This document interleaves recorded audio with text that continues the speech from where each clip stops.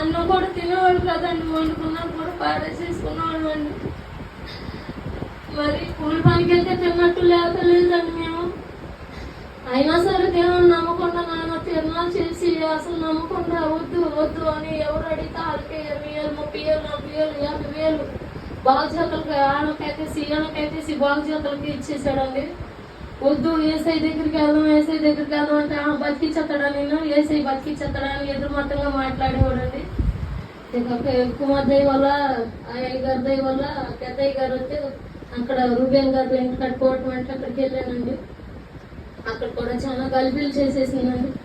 చేసేసిన తర్వాత ఇక అయ్యగారి దగ్గరికి తీసుకెళ్తే, అయ్యగారమ్మా నీకు ఒప్పందం పడనమ్మా, నేను బాగా ఇబ్బంది పెట్టేస్తుంది, పెట్టేసి తీసుకెళ్ళిపోతే అట్టగే నువ్వు ఒప్పందం పడాలమ్మా, నీకు బాగా కీర్తన పడుతుందమ్మా అన్నాడు.